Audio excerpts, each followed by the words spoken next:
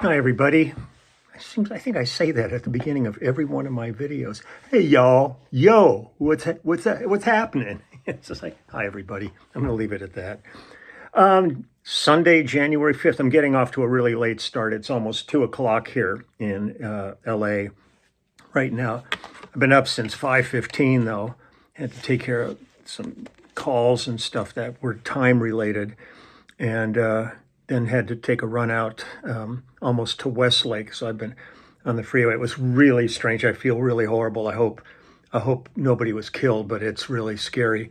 The on-ramp right near my house for the freeway, the whole freeway was shut down, and it was all traffic on surface streets. So I saw it coming up and hung a U-turn and went the back way around till I could get back on the freeway because it was a long drive. And it was weird getting on the freeway because there was not a car on the northbound side of the street that I was on at all. There was like three of us eventually on it. And I could look back and I could see I could see lights flashing. Well, I was gone like 2.5 hours. And when I came home, the freeway was still closed and I could see across to that side of the freeway. And there were all these wreckers on the freeway, and there were cars that were just beyond recognition. They were crumbled piles of metal, and there was like at least a half a dozen wreckers out there, and the freeway still closed, and traffic was backed up as far as you could see. They're taking them all off. So what a way to spend Sunday, people just getting out to do something, and all of a sudden they're in the middle of hell in there. It's unreal. I remember being on the road years ago with James Taylor, probably in the late 70s or early 80s, I guess it was. And we were driving through, I think, Georgia. And it was a rainy night in Georgia.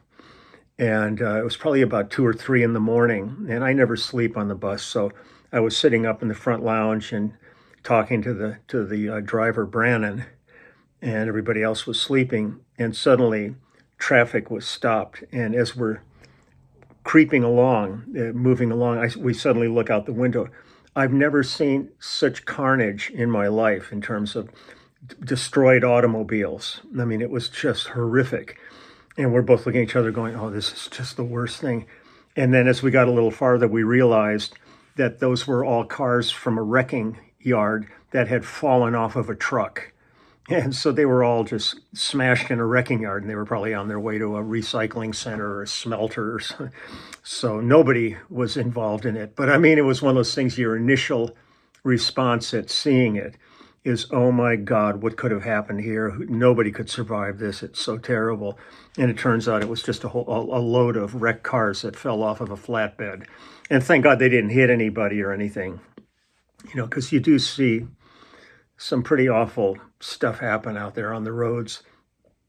But so that's how my day started here. So I'm finally just chilling out here, and I thought I would do another bit of music for you today. Now, it's been real interesting kind of visiting Rick Roberts, which is great. Rick wrote in yesterday. He was somebody turned him on to the video, and he was really thrilled, and we were catching up a little bit there. And Herb Peterson and like all the guys in that movement. And one of the names that is constantly coming up through all of this is Chris Hillman. And I'm suddenly going, I should do Chris because I've worked with Chris too. So I'm going to do Chris Hillman today. I'm going to read you some bio, and then I'll talk about this one album that I did with him. And I've done a few things with him over the years, though. Chris is a great guy. I was always a fan of his work, especially with the Byrds and the Burrito Brothers. But so let me read a little info for you here. Christopher Hillman, born December 4th, 1944, is an American musician. He was the original bassist of the Byrds. With frequent collaborator Graham Parsons, Hillman was a key figure in the development of country rock, defining the genre through his work with the Byrds, Flying Burrito Brothers, Manassas, and the country rock group the Desert Rose Band, which he formed with Herb Peterson. He was inducted into the Rock and Roll Hall of Fame in 1991 as a member of the Byrds. Hillman was born in Los Angeles, the third of 4 children. He spent his early years at his family's ranch home in rural northern San Diego County, approximately 110 miles from Los Angeles. He has credited his older sister with exciting his interest in country and folk music when she returned from college during the late 50s with folk music records by the New Lost City Ramblers and others. Hillman soon began watching many of the country music shows on local television in Southern California at the time, such as Town Hall Party, Spade Cooley Show, and Cal's Corral. Hillman's mother encouraged his musical interest and brought him his first guitar. Shortly thereafter, he developed an interest in bluegrass, particularly the mandolin. At the age of 15, Hillman went to Los Angeles to see Kentucky Colonel's bluegrass band at the Ash Grove and later convinced his family to allow him to travel by train to Berkeley for lessons from mandolinist Scott Hambly. When Chris was 16, his father committed suicide. I did not know that. It's amazing. So many people I know have suicide in their family. I've had it, and it's pretty horrific stamp on the family when it does happen. Hillman became known in San Diego's folk music community as a solid player. This won him an invitation to join his first band, the Scottsville Squirrel Barkers. That's great. I love band names. The band lasted barely 2 years, recording only one album, Bluegrass Favorites, which was distributed in supermarkets. However, it has a posthumous reputation as a spawning ground for a number of musicians who went on to play in the Eagles, the Flying Burrito Brothers, the Byrds, Hearts and Flowers, and Country Gazette. I did Country Gazette's album too. When the band broke up in late 1963, Hillman received an invitation to join the Golden State Boys, regarded as the top bluegrass band in Southern California and featuring future country star Vern Gosdin, his brother Rex, and banjoist Don Parmley, later of the Bluegrass Cardinals. Shortly thereafter, the band changed its names to the Hillman. Soon, Hillman was appearing regularly on television using a fictitious ID, Chris Harden, to allow the underage musician into the country bars where many of the gigs were played. When the Hillman folded, he briefly joined a spin-off Randy Sparks' New Christy Minstrels, known as the Greengrass Revival.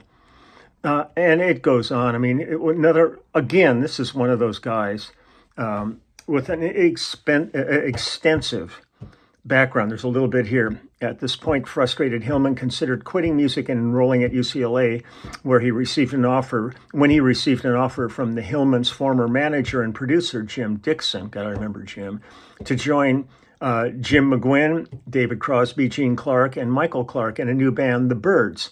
Hillman was recruited to play bass guitar, although he had never picked up the instrument. Because I know on the records, I think Larry Knechtel played like a bass on Tambourine Man. It was mostly the Wrecking Crew involved in those early records. Picked up the instrument. Thanks to his bluegrass background, he quickly developed his own melodic style on the instrument. The Byrds' first single, a jangly cover of Bob Dylan's Mr. Tambourine Man, was an international hit and marked the birth of folk rock. During the mid-1960s, the Byrds ranked as one of the most successful and influential American pop groups. They recorded a string of hits, including Turn, Turn, Turn, 8 Miles High, and So You Want to Be a Rock and Roll Star. Goes on. I'm going through page after page here of stuff about Chris. 90s Beyond Personal. Chris Hillman identifies as a Christian, although his father was Jewish. He married former record executives Connie Pappas in 1979, who influenced him to affiliate with Greek Orthodox Church. He later stated, "I'm still learning. You know what I do on Sundays? I sing in a choir. I sing in a Greek Orthodox choir, and I'm the only hillbilly tenor in the Orthodox Church." Hillman and Pappas have 2 children, Catherine and Nicholas. So, but if you want to read more about Chris, there's lots to read. He has an extensive career, still working, and still great. I think Connie was Elton John's manager. I'm pretty sure she was. Pretty sure she was. So I'm going to go back to this album. The album was called Slippin' Away, and we recorded this in 1976. So much of this was going on in that 70s period. That's where the folk rock, country rock, all that stuff really on the West Coast really came together. Remarkable players, remarkable writers, everything. I mean, it was really a unique period in our musical history. Let me play a couple of songs here. This one's called Love Oh, no, don't do this. God, these buttons are sensitive. I kind of just touched it and all of a sudden we're rocking. This one is called Love is the Sweetest Amnesty. And let me get you credits on this. I don't want to hear anything until... Oh, don't do this. Hold on. Gotta go. Okay. Love is the Sweetest Amnesty. Acoustic guitar is Herb Peterson. Myself on bass. Russ Kunkel on drums. Chris Hillman on electric guitar. Joe Lala and Rick Roberts on hand claps.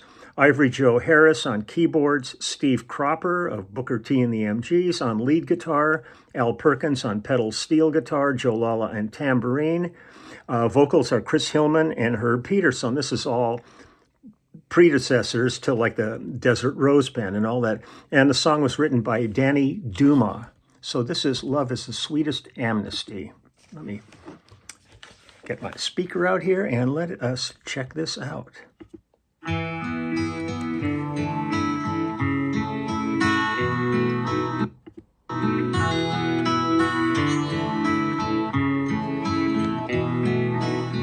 Love is the sweetest amnesty, floats like a cloud between the sky and sea. I'll give it to you, could you please give it to me? Now we can talk, now we can see. If we disagree, we do it honestly. Let our loving be the sweetest amnesty.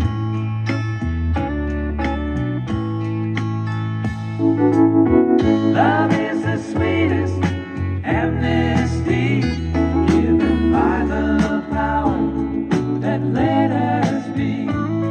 I'll give it to you, could you please give it to me? 'Cause I need you. Now we can talk, now we can see. If we disagree, we do it honestly. Let our loving be the sweetest amnesty. Between you and me, there's bound to be love and rejection. Our spirits dressed in mystery, speak slowly through affection.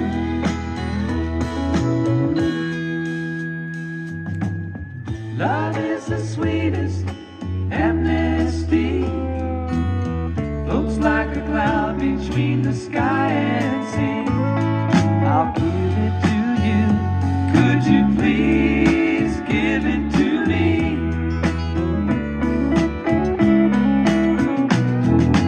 We can talk, we can see. If we disagree, we do it honestly. Let our loving be the sweetest amnesty.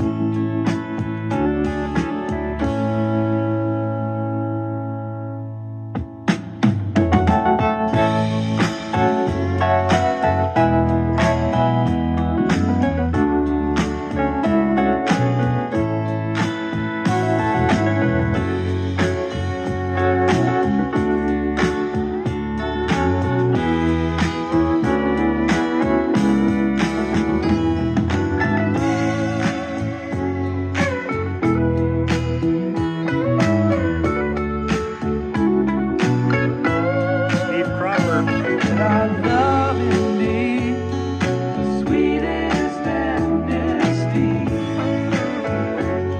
The sweetest amnesty. The sweetest amnesty.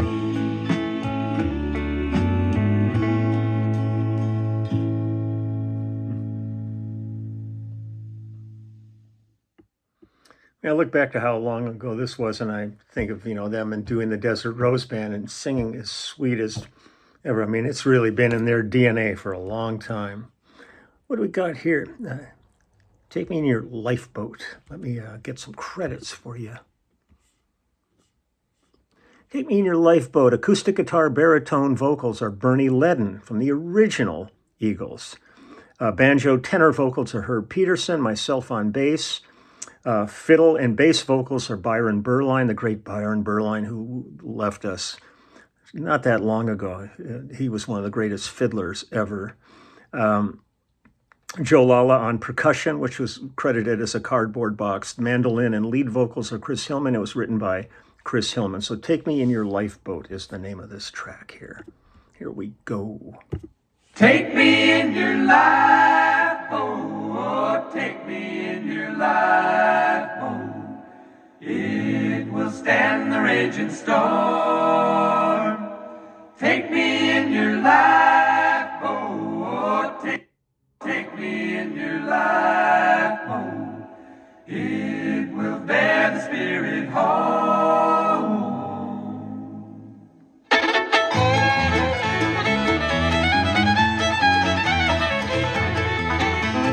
Come on, brothers and sisters, and don't fall asleep.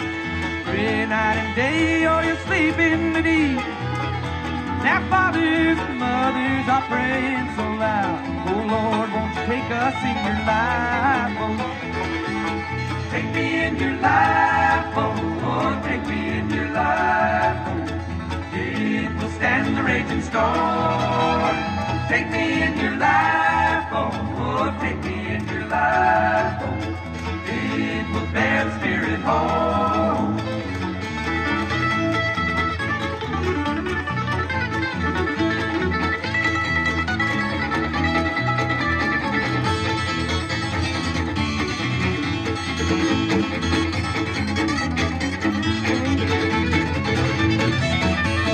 Clouds are so heavy, the wind is so loud. Thunder is rolling, beckoning the crowd. They pray for the shipmates for what they had done. Took the dying sailor in their lifeboat. Take me in your lifeboat, oh, take me in your lifeboat. It will stand the raging storm. Take me in your lifeboat, oh, take me in your lifeboat. It will bear the spirit home.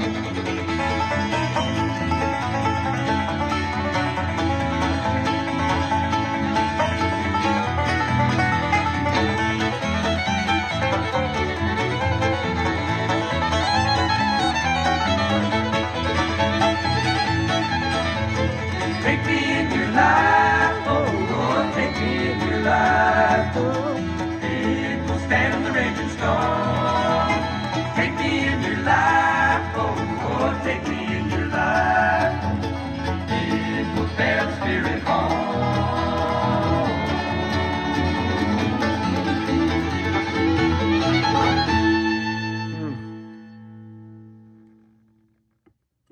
Get me in the mood for Lyle's tour. So we got our nice bluegrass section in the middle of Lyle's show. And when you got Jeff White and you got Stuart Duncan, why the hell would you not be playing bluegrass?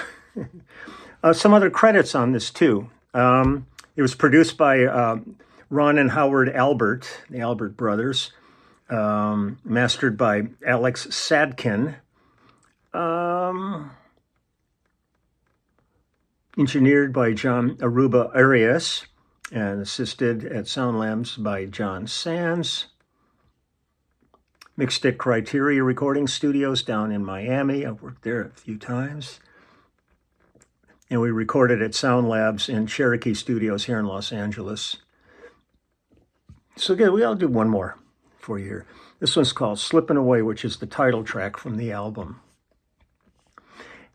And this one is me on bass, Russ Kunkel on drums, Paul Harris on keyboards, Steve Cropper on lead guitar, Al Perkins on pedal steel, Joe Lala on percussion. Vocals on this are Chris Hillman, Herb Peterson, and Tim Schmidt from the Eagles. Vocal oohs are Flo and Eddie. God, I loved working with Flo and Eddie too, Jesus. And this was written by Chris Hillman. So here we go. This one is Slippin' Away, the title track to this album.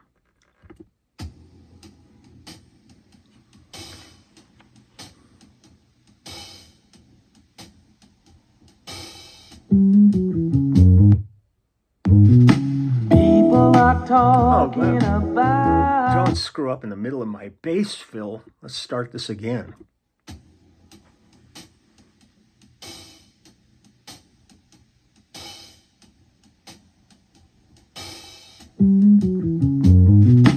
People are talking about us. What did we do that's so wrong, so wrong? Now we've got a reputation about a mile long. When we find ourselves on that one-way street, we're both headed for trouble, you see, and it's so easy to find you walking so close to the line. And it's too late now, what can you say? What can you say? I feel our love slipping away. Yeah. And something inside says I'm a fool to stay. The one that you love is slipping away.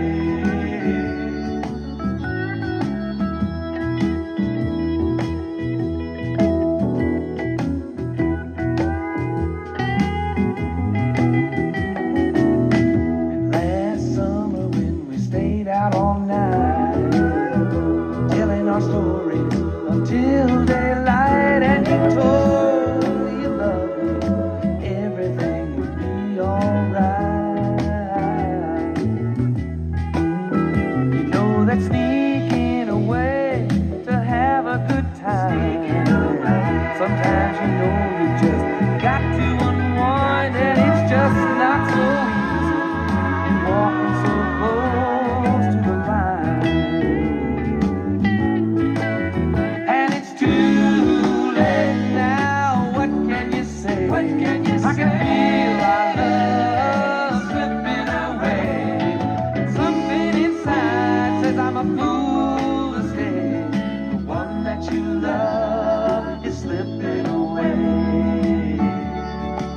slipping away.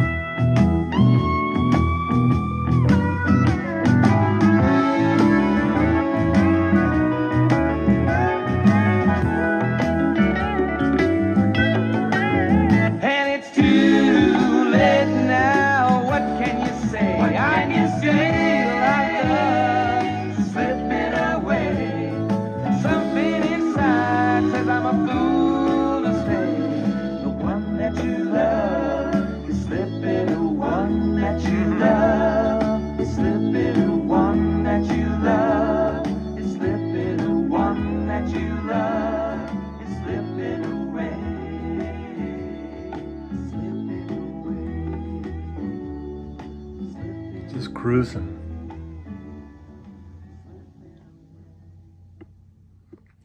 Slipping Away, Chris Hillman from 1976.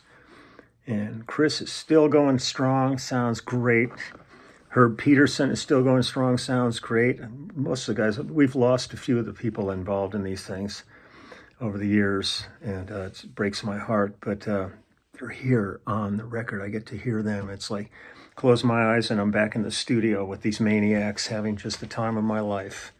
I was talking to a couple of people today that discussing retirement, and they kind of looked at me and said, "You're not going to retire, are you?" I said, "Nope, not when you love what you do enough. Retirement is not an option. If people retire me, that's another thing, but I'm not going out without a fight. I'll be kicking and screaming when they start to shut the door on me." So that's that. I'm hopeful that this wasn't too much of a tragedy out there on the freeway. I'm glad I saw it ahead of time so I could get away and make alternative travel plans. And going out tonight to see the dog breeder, Rossano, the breeder from whence my three maniacs came from, picking up a whole bunch of kibble that she gets. So I'll be driving out to Upland, heading in the opposite direction of where I went this morning. I'll be heading way out east to grab that, and I get to see, she has, I think, 9 Bassets right now. So I'll get to see Romeo's brother and sister. She kept 2 of them, and the others went to other homes. And then it's fun. You go to the house, and it's just this gaggle of hounds howling away. I love it. But till then, I might go out and do a little yard work. It's gorgeous out today. So wish everybody that, oh, also, this coming, 2 things. This coming Saturday, I'm going to do the one-on-one Skype and FaceTime. Aaron will be sending out the calendar on that for people to sign up. I've noticed, it just must have just gone out because I've already noticed a couple of people have signed up. But it'll be this coming Saturday because I'm going to get really busy after that. With travel and work, so I want to get this in. And this coming Wednesday will be the clubhouse. And for those that keep asking, I will not be at the NAM show. The NAM show is taking place while I'm in the UK with Lyle, so I can't be there. And I'm thrilled to be going to England with Lyle and working. That's going to be bitching. But I'm sad about missing the NAM show. Bass Player Magazine is doing a big event, and they have a Lifetime Achievement Award, and they're honoring Sting, and they had asked me if I would present the award to him, which I would love to have done, and I had to back out on it when the tour got booked. So I feel bad about that. I know it'll be covered. There's a lot of great guys there, but it would have been a lot of fun to have been a part of it. So can't be everywhere at once. Damn it. So, okay, well, I'm going to get out of here, finish my Sunday. You have a great Sunday. And I'll see you tomorrow. How's that?